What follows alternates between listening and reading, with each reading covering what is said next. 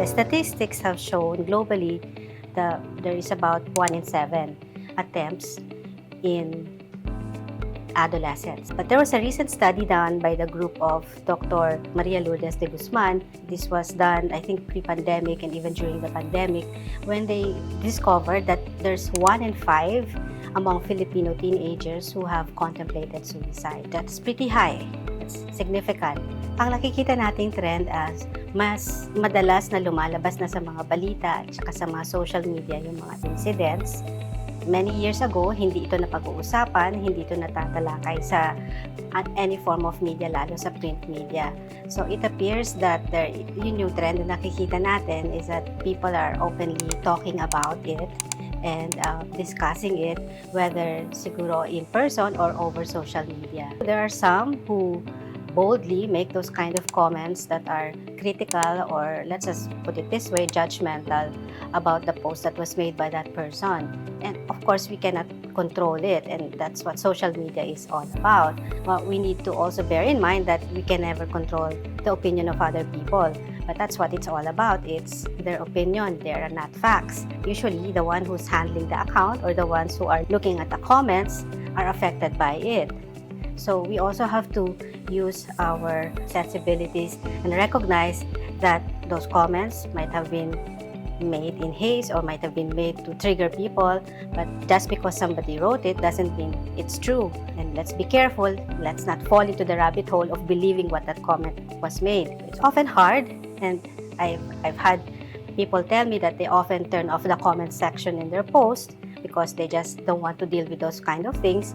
And it's true, it's their account, they can do whatever they want for their own well-being. So there are certain steps naman that people can take so that they don't have to bear the stress of having to look over comments that are too negative, that are too critical, that anyone in their situation would feel bad about it.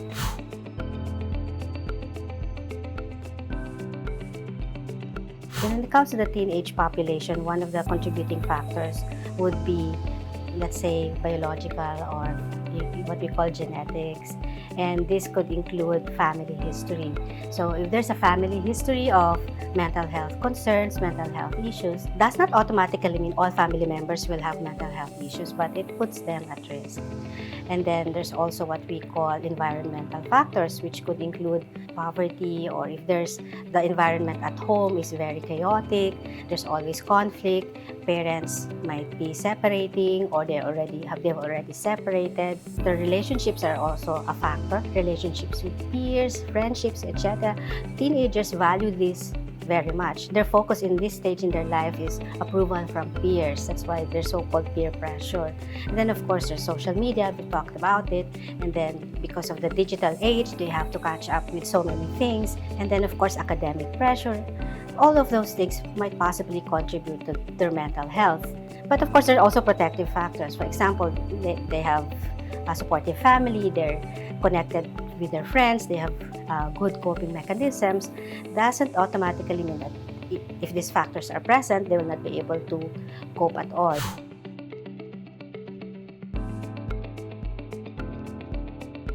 The first important thing is to build an open dialogue, which can be challenging because we're talking about something as serious as self-harming. And often parents are worried about building an open dialogue. But the more direct you are, the more the teenager might appreciate it. Sometimes maybe they would feel surprised by the directness, but there is no other way to talk about it but be open about it. So they have to be watchful if there are changes in their teenager. They seem to be quiet, they don't go out of the room that much. Well, typically they do that, but they seem to be doing that more often, and they don't want to eat, or you notice that there are changes in their sleep habits. They're not engaging into their favorite hobbies, whether they're sports or something in the creative side. You have to approach a teenager and ask if there's anything going on. You can actually start off by saying, I'm noticing that you're not talking as much. You used to enjoy watching movies with us. What's going on? And they might say, no, I'm fine, which is, they always say that, I don't think you are. And then that will pave the way for that discussion. And during that discussion, they can ask directly if they're thinking about hurting themselves. And if the teenager says yes or might get angry, then they have to keep saying that, no, I'm just reassure them that I'm asking this because I care. And if the teenager says yes, I'm thinking about those kind of things, then I'm thinking about hurting myself, then they have to make the environment safe, keep everything under safety, medication, supplements, any item that can be used for self-harm. They can do a sweep of the room of the teenager to check for anything that might be used for self-harming, and then they need to stay closer to the teenager. That would be more ideal. And then unsupervised time might be limited because we are upholding safety here. And then seek professional help. It's very important. Whether any mental health professional would do that, they have to reach out to a mental health professional to figure out what's going on.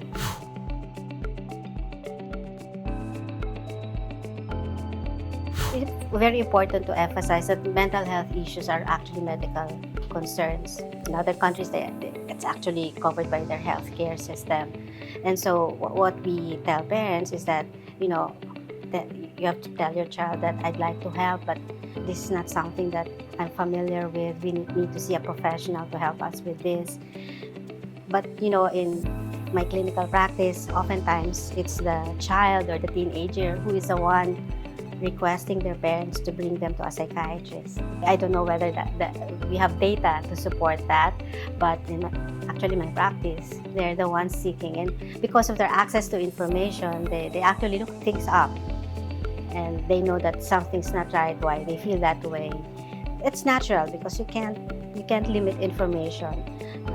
And so when they know that there are some things that they feel they can relate to based on what they read, they're the ones who step forward and talk to their parents and ask, I need to see a psychiatrist. I think many parents are trying their best to understand their children's situation, the teenager situation, and they try their best to recognize, but it can't be helped. Sometimes they compare, on time namin, ganito kami noon. That's true, ganito kayo noon, but we live in different times. There's so many things that are happening. Everything is changing so fast as we speak. So imagine when you are born in this era and you are faced with all these changes that are happening right before your eyes. You feel like you have to keep up all the time. You're always in catch-up mode. So as much as possible, let's try to avoid making comparisons, because it's true, we really lived in different times, and we need to understand where they're coming from. What they're seeing and what they're experiencing is very different from what it was during our time. It is okay to talk openly about mental health.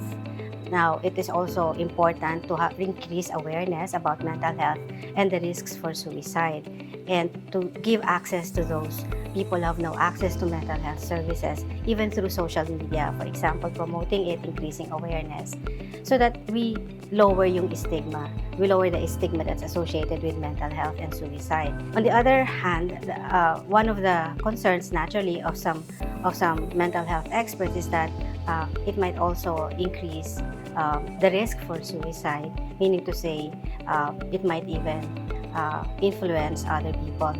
So what we encourage those who use social media is to be responsible when they're talking about mental health and suicide. There are WHO guidelines about it, meaning to say you have to post hotline numbers or encourage people to contact mental health professionals when they're discussing this on social media. So there should always be an attached or some kind of promotion also of mental health services and hotline or crisis hotlines when they're talking about this, so that anyone who might be listening to it, who might get triggered, will have access to those crisis or hotline numbers. And we do have a national hotline number that they can call, and there's somebody available to talk to them. And this is anonymous and private. If you are struggling or know someone who is struggling, please advise them to visit the website of Makati Medical Center or call our hotline number and seek professional help with a psychiatrist or a psychologist.